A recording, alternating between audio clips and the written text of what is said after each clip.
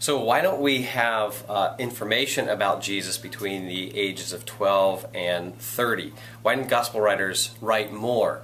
And what was Jesus doing at that time? Well, we get a little glimpse from one passage in Luke, and this is about all we get in the Gospels. In Luke chapter 2, verse 40, it says, "And the child grew and became strong. He was filled with wisdom, and the grace of God was on him." And then right after that, there's a little section on Jesus being 12 years old and going to the festival of the Passover in Jerusalem and staying behind and confounding the Pharisees there.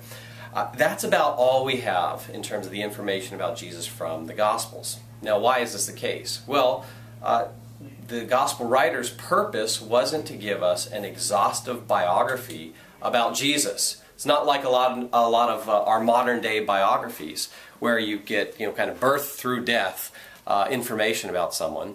Their purpose was something else. The Gospel writers were evangelists. They were writing to focus on the good news of the gospel.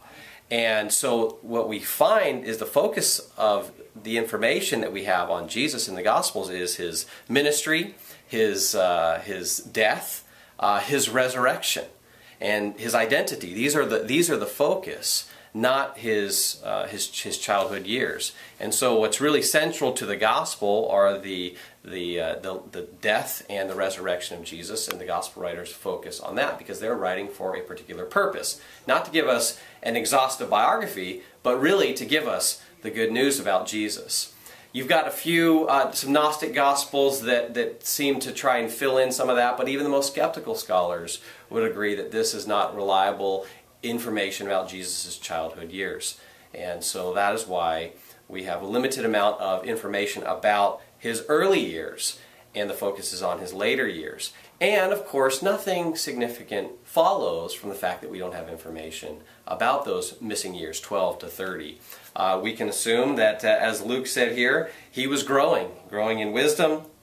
He was probably certainly helping out his dad in the carpenter shop, those normal kind of things that a Jewish boy would do, but the focus is on the good news of his death and resurrection.